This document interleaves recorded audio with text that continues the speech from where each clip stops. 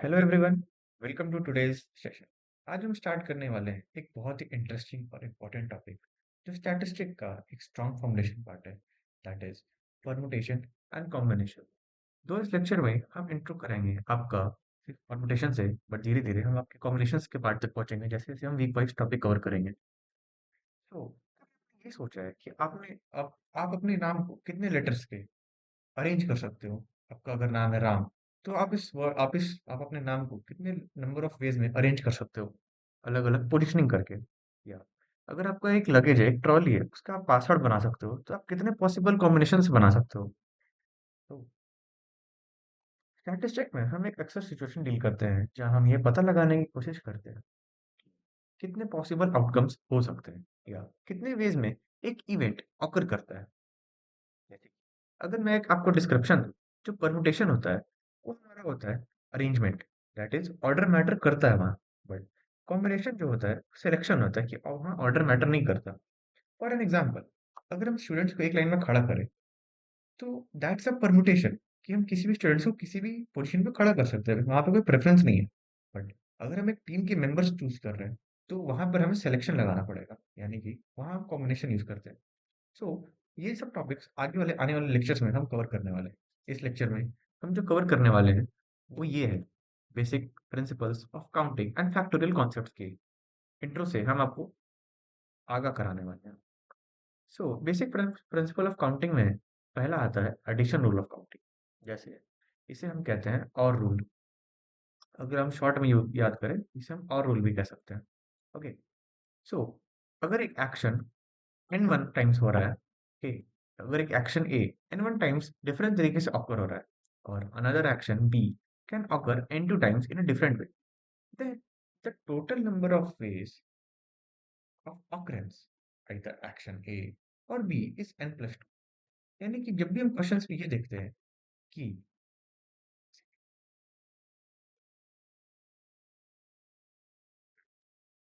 जब हमें और का क्वेश्चंस आता है, जैसे या तो एन वन डिफरेंट तरीके के वेज, या फिर बी जो कि एन टू डिफरेंट तरीके के वेज से हो सकता है।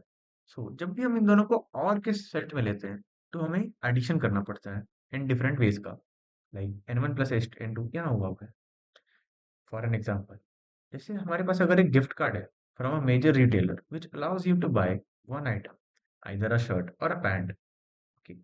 If the choices at the retailer are one yellow, if the choices at the retailer are one yellow shirt, one blue shirt, one green shirt, that is total तीन shirt है हमारे पास अलग अलग कलर के, one black pant, one blue pant and one brown pant, that is हमारे पास तीन अलग अलग तरीके के पैंट्स भी हैं। सो अब यहाँ जो क्वेश्चन आता है कि then how many ways can you use your card. Okay. So अब देखिए, जब हम परमुटेशन की बात करते हैं, तो यहाँ पर जो क्वेश्चन था कि हम अपने कार्ड को किस तरीके से यूज कर सकते हैं। सो इसका जो सिंपल आंसर है कि हमारे पास चार शर्ट्स हैं। एक second, one two three and four, one second, yes. इस क्वेश्चन में एक एरर है, तो उसे हम करेक्ट कर लेते हैं। इसमें वन रेड शर्ट भी। Okay, yes. सो अब हमारे पास कितने नंबर ऑफ शर्ट्स हैं, वन येलो है, एक ब्लू शर्ट है, एक ग्रीन शर्ट है और एक रेड शर्ट है, और तीन अलग अलग कलर के पैंट्स हैं। सो हमें यह कहा जा रहा है कि हमें एक आइटम चुनना है, आइदर अ शर्ट और अ पैंट। सो जब भी यहाँ पे और का क्वेश्चन आता है, तो हम अपनी addition rule of counting use करते हैं, that is n one plus n two. Okay, अलग अलग तरीके से जो एन वन ऑकर हो रहा है और जो अलग अलग वेज में एन टू ऑकर हो रहा है। यहाँ पे जो शर्ट्स है हम चार तरीके से खरीद सकते हैं, चार अलग कलर की। और जो पैंट है, वो हम तीन अलग कलर के पैंट खरीद सकते हैं। So the answer must be four plus three, that is seven. Okay, if you choose to buy a shirt, then you can't buy a pant because gift card allows you to buy one item, either a shirt or a pant. So it comes under the addition rule of counting. Now अब हम dive करते हैं multiplication rule of counting में। सो ये क्या कहता है कि if an action A can occur n one times, n one different times, and another action B can occur in n two different times.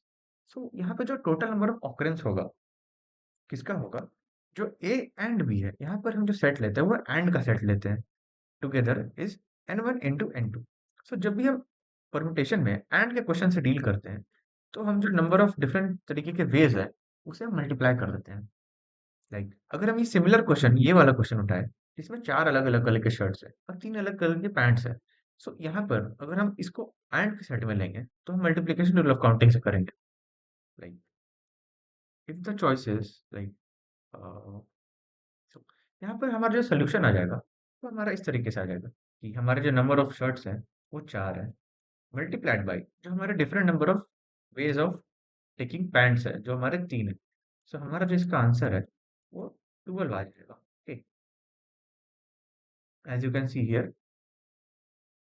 so hence you have 12 points in total to buy a shirt and a pant together, which is nothing but the application of multiplication rule, as 4 times 3 is 12.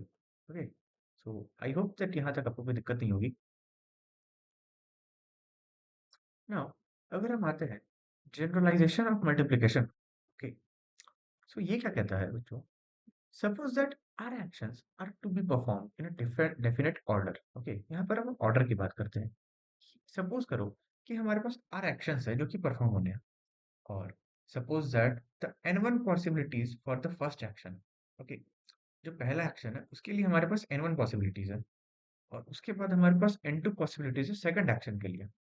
तो हमारे पास जो all together possibility आती है वो आती है n1 times n2 times dash dash dash dash times nr, जब तक हमारी जो पॉसिबिलिटीज है खत्म नहीं होती है। Okay, so possibilities altogether for the actions, for the R actions, can be referred to n1 times n2 times n3 and so on goes to nr. Okay, so अगर मैं आपको एक एग्जांपल दूं अपने एंड से, लाइक अगर मुझे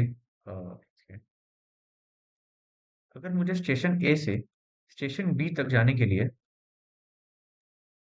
तीन वेज हैं, ओके, और फिर मुझे स्टेशन बी से स्टेशन सी जाने के लिए दो वेज हैं। सो जब हम ये बात करते हैं, अब यहाँ पे हमारा जो आर है वो थ्री है, क्यों कि यहाँ पे हमारा जो आर है वो टू है। यहाँ पे हम दो ऑकरेंस की बात कर रहे हैं साइमल्टेनियसली। सो अगर मेरा यहाँ पे क्वेश्चन बनेगा कि हम ए से लेके सी तक कितने नंबर ऑफ वेज में जा सकते हैं। ओके, सो ए से लेके बी तक अगर हम जाए तो हमारे पास तीन वेज है, और उसके बाद हम दो वेज का सेलेक्ट कर सकते हैं, that is a times three times two will be six. Okay, so ये एक एग्जाम्पल था generalisation of multiplication rule. So अब हम एक और एग्जाम्पल में देखते हैं। सो वो क्या कहता है, if you have a gift card from a major retailer which allows you to buy one shirt, one pant and one pair of shoes, यानी एक शर्ट है, एक पैंट है और एक जोड़ी जूते हैं। ओके, और जो चॉइसेस है वो ऐसी है कि हमारे पास एक येलो शर्ट है, एक ब्लू शर्ट है और एक ग्रीन शर्ट है और एक रेड शर्ट है, तो हमारे पास टोटल चार शर्ट आ गई। ओके, और हमारी जो पैंट्स है, ठीक है, हमारे पास कितने तरह के पैंट्स है? एक ब्लैक पैंट है, एक ब्लू पैंट है और एक ब्राउन पैंट है। और हमारे पास जो नंबर ऑफ शूज है, जो पेयर ऑफ शूज है वो कितने हैं? let me color denote with a different color. So two pair of shoes है जो कि एक ब्लैक पेयर है और एक ब्राउन पेयर है। ओके, तो यहाँ तक आपको कोई दिक्कत नहीं होनी चाहिए। Now what the question ask us is that in how many ways you can use your card. So अब यहाँ पर हमारा जनरलाइजेशन ऑफ मल्टीप्लिकेशन। लाइक अगर मैं ये सोल्यूशन हटाकर आपको एक सिंपल तरीके से समझाऊं, तो अभी मैंने ऊपर जो एग्जांपल दिया था ये उसी का एक शॉर्ट एक लॉन्ग एग्जांपल है। तो हमारे पास टोटल शर्ट्स कितने हो गए? हमारे पास टोटल फोर शर्ट्स हो गए। ओके, और हमारे पास कितने पैंट्स हो गए? एक दो तीन, तीन पैंट्स हो गए, और हमारे पास दो जोड़ी जूते हो गए। सो ये भी एक जनरलाइजेशन ऑफ मल्टीप्लिकेशन रूल है। यहाँ पे जो हमारा आर है हम उसे मल्टीप्लाई कर देंगे। हमारे पास चार तरह के शर्ट्स हैं, ये रहा। और इसे मल्टीप्लाई करेंगे, हमारे पास कितने तरह के पैंट्स जो कि तीन है। ओके, अब ये मल्टीप्लाई होगा किससे? कितने नंबर ऑफ शूज है हमारे पास? सो ये हमारा जो ओवरऑल है वो 24 वेज है, जो हम इन कॉम्बिनेशंस इन परमुटेशन को यूज करके हम पॉइंट्स कलेक्ट कर सकते हैं, और इन वेज में हम ड्रेस अप हो सकते हैं। सो यहाँ पर सेकंड, ये रहा। So hence there are 24 ways in total in which we can use the card. Okay, now यहाँ पे भी एक सॉल्व एग्जांपल है। तो यहाँ पे क्वेश्चन क्या कहता है कि suppose you are asked to create a 6 digit alphanumerical password with requirement that the password should have first two digit as alphabet, जो कि upper case में है. Okay, followed by four numbers. Then in how many ways can the password be created? So let me do that. Mm, yes. So see here. One, two, three, four, five and six. So हमारे पास six digit के alpha numerical passwords, जिसमें जो पहला दो digit है वो reserve है मेरा किसके लिए, अल्फाबेट के लिए, जो कि अपर केस में है. और बाकी ये जो चार है ये हमारा आता है न्यूमेरिकल डिजिट, न्यूमेरिक डिजिट्स के लिए. सो अब देखो यहाँ पर एक इंपॉर्टेंट लाइन क्या है, if the repetition is allowed लिखा हुआ है, यानी कि हम एक टर्म को रिपीट भी कर सकते हैं. सपोज अगर मैं यहाँ ए लिख दूं तो मेरा जो दूसरा केस है उसमें भी मैं कैपिटल ए लिख सकता हूँ. सो हमारे पास अगर अल्फाबेट्स है तो कितने पॉसिबल अल्फाबेट्स से लिख सकते हैं इस केस में, 26 अल्फाबेट्स. अगर हम इसे मल्टीप्लाई कर रहे हैं तो यहाँ पे क्योंकि रिपीटेशन अलाउड है तो यहाँ पे भी 26 से मल्टीप्लाई कर देंगे, क्योंकि अगर यहाँ पे रिपीटेशन अलाउड नहीं होती तो हम यहाँ मल्टीप्लाई कर रहे हैं 26 इंटू 25. हम कौन सा अल्फाबेट एक्सक्लूड कर रहे होते हैं सेकंड डिजिट में, जो कि हम पहले में कंसिडर कर चुके हैं. अच्छा, एक इंटरेस्टिंग पॉइंट क्या है कि यहाँ पर हमें दिया हुआ है कि ये अपर केस में है. अगर ये अपर केस में नहीं होता तो यहाँ हम जो 26 मल्टीप्लाई कर रहे हैं यहाँ 52 मल्टीप्लाई कर रहे होते हैं, क्योंकि जो अल्फाबेट्स होते हैं वो कैपिटल में भी हो सकते हैं और लेटर्स में भी, स्मॉल लेटर्स में भी हो सकते हैं. बट यहाँ स्पेसिफिक मेंशन है अपर केस के बारे में, इसलिए हम सिर्फ 26 के बारे में डील करेंगे. अब हमारे पास जो नंबर होते हैं वो टेन नंबर्स होते हैं 0 to 9. सिमिलरली यहाँ पे भी 10 नंबर्स आएंगे. यस, और यहाँ पे भी 10 नंबर्स आएंगे और यहाँ पर भी 10 नंबर आएंगे क्योंकि यहाँ पर रिपीटेशन अलाउड है. सो the answer is simple. And when we see that 26 into 26 into 10 into 10 into 10 into 10, so that comes to 67 lakh and 60,000 ways. Okay, अब यहाँ पर सेम क्वेश्चन है बट यहाँ पर कुछ मॉडिफिकेशंस है. दैट इज हमारा जो रिपीटेशन है वो इस बार अलाउड नहीं है. सो अगर यहाँ पर रिपीटेशन अलाउड नहीं होगा तो मैंने पहले ही कहा था कि यहाँ पर क्या होगा, जो हमारे पास सिक्स पोजिशंस थे, एक दो तीन चार and this is six. Okay, हमारे पास जो सिक्स पोजीशन है अब यहाँ पे क्या होगा, 26 का तो 26 रहेगा क्योंकि सारे अल्फाबेट्स आ सकते हैं. बट यहाँ पे एक अल्फाबेट एक्सक्लूड होगा जो कि यहाँ पर ऑलरेडी कंसिडर हो चुका है.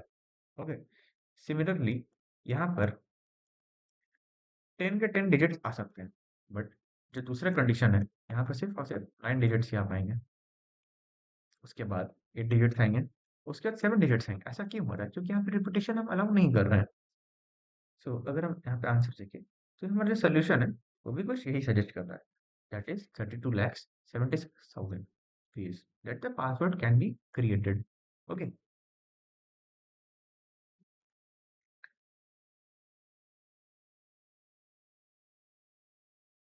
Now, अगर हम तीसरे क्वेश्चन में आते हैं, for example, so there are 8 athletes who want to take part in 100-meter race. What are the possible ways the athlete can finish the race? Assuming there are no ties. अब यहाँ पर क्या कह रहा है कि यहाँ पर टाई नहीं हो रही है, यानी कि यहाँ पर जो रिपीटेशन है वो अलाउ नहीं है. So, one way, two way, three way, four way, five way, six way and seven and eight way. सो यहाँ पर ऐसा है कि जो फर्स्ट पोजीशन है वो तो किसी एक की आनी है कि नहीं. कि यहाँ पर लिखा है जो टाई है वो नहीं हो सकता है. सो यहाँ पर जो एट के एट एथलीट्स है उनकी पॉसिबिलिटीज है कि एट में से कोई भी आ सकता है फर्स्ट से. जो सेकंड आएगा वो फर्स्ट, जो फर्स्ट आ चुका है वो सेकंड तो आएगा, यानी उसमें से बाकी जो सेवन है वो सेकंड पोजीशन ऑक्यूपाई कर सकते हैं. और ऐसे जाते जाते हमारा एक एक पॉइंट्स घटता रहता है. Now it is four, now it is three, then it is two. जो लास्ट पोजीशन है उसमें तो कोई एक ही बंदा आएगा जो सबसे लास्ट में रह गया होगा. सो हमारा जो आंसर आता है वो 8 times 7, 7 times 6 into 5 into 4 into 3 into 2 into 1 ऐसे करके रिड्यूस होता रहता है और फिर मल्टीप्लाई हो जाता है आपस में. So that comes to 40,320. So there are 40,320 ways in which the athletes can finish the race. Now, based on the similar concept I am giving, we as a team, we are providing you some homeworks. So there is first question. I hope that when we meet in the next lecture, then You must have at least attempted it, and then we will come into the discussion part. So there is one question. Just a second. Yes. So there is one question. There is second question. There is third question. There is fourth question, and there is fifth question. देखो बच्चा, statistic is only just pure practice. The more you practice, the more you shape yourself into perfectness. Now, we will come to our next topic, that is factorial. So, factorial notes पे जाने के पहले एक हम simple सा चीज समझते हैं कि फैक्टोरियल क्या होता है। फैक्टोरियल जो होता है वो product of first and positive integers होता है, ठीक, या फिर एंड पॉजिटिव काउंटिंग नंबर्स होता है। जैसे कि मैं कहूँ कि अगर मुझे 4 का फैक्टोरियल चाहिए, ओके, सो जो 4 का फैक्टोरियल होगा बच्चे, वो कुछ इस तरीके से, फैक्टोरियल का जो सिंबल होता है वो ये होता है, एक्सक्लेमेशन मार्क होता है। मैथमेटिकली 4 फैक्टोरियल जो होता है वो क्या होता है, 4 टाइम्स 3 टाइम्स 2 टाइम्स 1। सो यहाँ पर क्या होता है कि यहाँ पर रिड्यूस होते जाता है, ओके। ये तब तक होता है जब तक 1 तक नहीं आ जाए, ओके। सो अब अगर हम इसके फार्मूला में जाएंगे, सो ये रहा उसका डेडिकेटेड फार्मूला और ये रहा उसका example, okay. So n factorial means that n into n minus 1 into n minus 2, that is n into n minus 1 into n minus 2, तब तक वो ये माइनस होता रहेगा जब तक यहाँ पर 1 ना आ जाए, ओके। सो यहाँ पे मुझे एक और चीज़ बतानी है कि अगर मुझे 4 फैक्टोरियल लिखना है, जैसे फॉर एग्जांपल 4 फैक्टोरियल है, ओके। सो इसे मैंने यहाँ पर एक्सपैंड कर चुका हूँ। मैं इसे ऐसे भी लिख सकता हूँ, 4 टाइम्स 3 फैक्टोरियल, ओके। क्योंकि मैं जब 3 फैक्टोरियल को भी एक्सपैंड करूंगा तो मैं वही लिखूंगा, 3 टाइम्स 2 टाइम्स 1। सो ये जो ओवरऑल है, हम इसे एक ऐसे भी लिख सकते हैं that n factorial is equal to n times n minus 1 का ओवरऑल फैक्टोरियल। तो एक बहुत इंपॉर्टेंट फार्मूला होता है, और ये बहुत इंपॉर्टेंट फार्मूला इसलिए होता है क्योंकि हम जब फर्दर इसमें कॉम्प्लिकेशन और सिम्प्लीफिकेशन यूज करते हैं तो हम इसे फिर कैंसिल आउट कर लेते हैं अगर कुछ रेशियो में होता है तो, okay. So coming back to the notes. So by convention जो होता है, एक और इम्पोर्टेंट चीज है, जो बाय कन्वेंशन जो है हम क्या लेते हैं,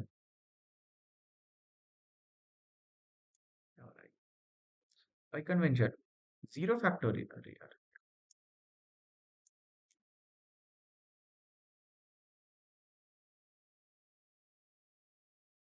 एक सेकंड, कन्वेंशन क्या लेते हैं हम, जो जीरो फैक्टोरियल है उसे भी हम वन कंसिडर करते हैं। और ऐसा क्यों करते हैं, अगर मैं इस फॉर्मूले पे इसे बैठा हूँ, लाइक जीरो फैक्टोरियल अगर यहाँ होगा, यानी कि मेरा अगर n की जगह पे जीरो फैक्टोरियल है, ओके। सो जीरो फैक्टोरियल का कहने का क्या मतलब है मेरा, मैं इसे ऐसे भी लिख सकता हूँ,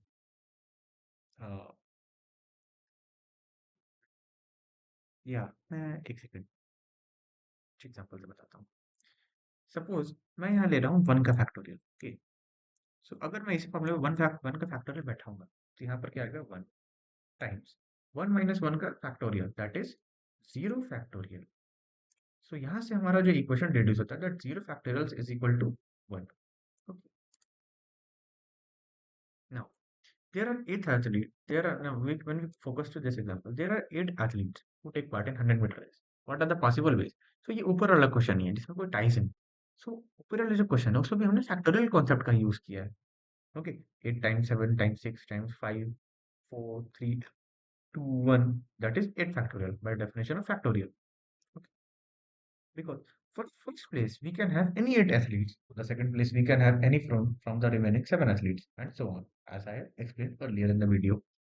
Now, moving to some questions, like this is one of the important formulas, as I have mentioned you above.